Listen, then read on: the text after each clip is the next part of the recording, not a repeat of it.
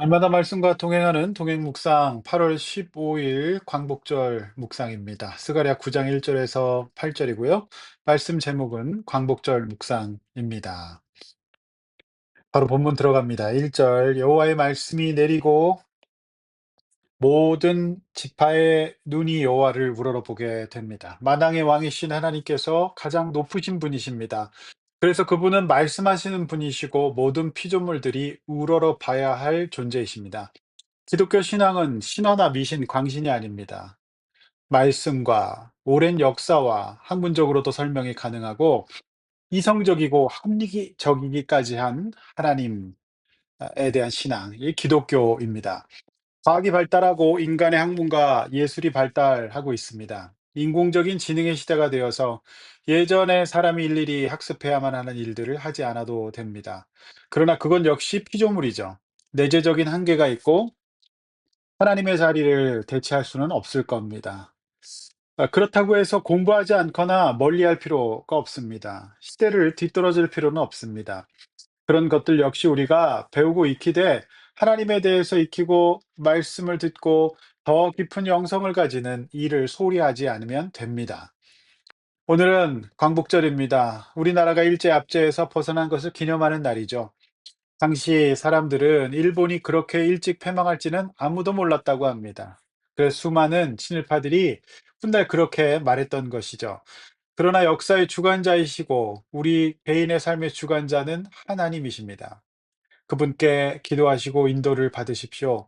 무엇보다도 믿음으로 사십시오. 내가 최선을 다할지라도 신자는 하나님께 반드시 믿고 맡기는 부분이 있어야 합니다. 하나님을 우러러보고 맡겨 드려야 될 내 삶의 문제는 무엇일까요? 내가 우러러보는 것은 하나님입니까? 사람입니까?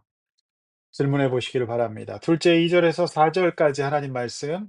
자, 매우 지혜롭고 돈이 많은 두로와 시돈, 이 두로와 시돈에 대한 말씀이 나옵니다.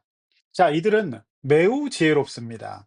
아주 똑똑하고 판단이 좋습니다. 그런데 거기다가 견고한 요새를 건축할 수 있는 이 기술도 있었고 은과 금이 넘쳐납니다. 그러니까 자신들만한 족속이 없다고 생각했을 겁니다. 자신들이 가장 탁월한 민족이고 그들이 섬기는 우상이 최고라고 생각했을 겁니다. 마치 오래전 오늘 패망한 일본과 같았을 겁니다. 일제 근대화를 이루어 군비와 경제력을 갖춘 일본은 자신들의 믿는 신이 도우시는 신의 나라로 온 세상을 지배할 수 있을 것이라고 생각했습니다. 주기철 목사님을 비롯한 수많은 교회 지도자들과 성도들이 일제시대 우상 숭배 문제로 고난을 겪고 순교하기도 했습니다. 4절 말씀처럼 그들은 불에 삼켜지고 바다에 잠길 것입니다. 선교학적으로 가장 어려움을 겪고 있고 또 실패한 선교 사례로 꼽히는 나라가 바로 일본입니다. 안타깝습니다. 하나님께서 저들의 과거사에도 불구하고 우리 그리스도인들은 이제 저들에게 복음을 전해야 합니다. 그리고 일본 선교를 위해 쓰시는 선교사님들과 현 교회를 위해서 기도해야 합니다.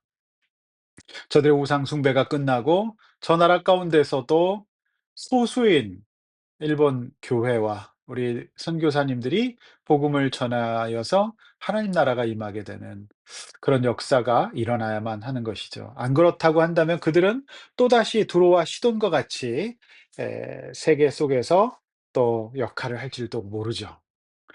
5절 7절 말씀은 다른 소망과 또 위로의 말씀입니다. 자, 여기 보면 아스글론이 나오고요. 그다음에 블레셋 사람들이 나오고 에그론도 나옵니다. 자, 이들은 정말 죄인 중에 죄인입니다. 상태가 정말 좋지 않은 족속들입니다. 그러나 이들 가운데서도 하나님께서는 그들의 가증한 것을 제거하시고요. 아 남아서 하나님께로 돌아와서 "유다의 지도자가 되게 하시겠다." 이런 말씀을 하십니다. 하나님은 인간의 시선과 차원이 다릅니다. 인간은 쉽사리 포기하고 될 사람은 되고 안 될 사람은 안 된다라고 단정하죠. 그러나 그것은 인간의 생각일 뿐입니다. 하나님께서는 이 약한 백성들, 어리석은 백성들, 연약한 백성들 가운데에서도 남은 자를 만드시고 그들이 다른 사람을 구원하는 또 인도하는 리더로서 역할을 맡기신다고 오늘 말씀하십니다. 그러므로 혹시 여러분 주변에 이런 사람, 이런 가족, 이런 배우자, 이런 자녀가 있다면 오늘 말씀을 약속의 말씀으로 받을 수 있도록 여러분 붙잡고 기도하십시오. 성령께서 여러분의 마음속에 있는 상처와 또 분노, 이런 것들을 오늘 말씀을 붙잡고 저들 위해 기도할 수 있는 그런 은혜를 주시기를 원합니다. 하나님은 내가 할 수 있는 일 이상의 일, 아니 내가 할 수 없는 일을 기도하는 백성들, 성도들의 삶 가운데서 행하실 것입니다. 그래서 목사는 기도합니다. 하나님께서 연약한 분들을 세워주시고 남은 자가 되게 하시고 결국 유다의 지도자와 같은 자로 세워주시기를 기도합니다.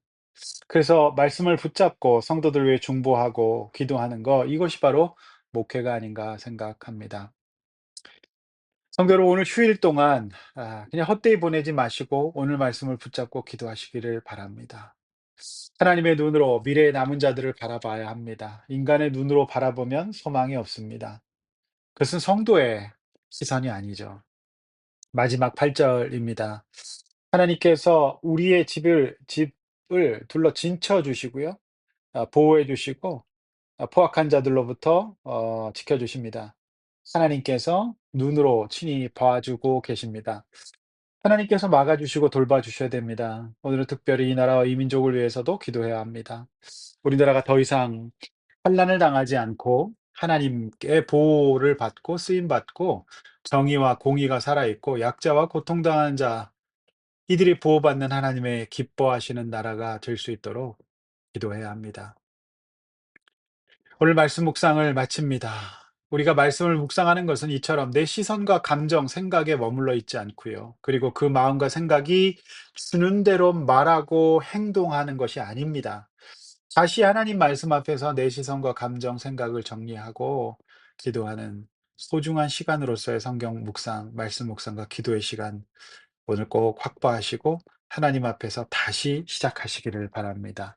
주님께서 저와 여러분들에게 영적 해방을 허락하시는 진정한 광복절 되시기를 주님의 이름으로 축원합니다.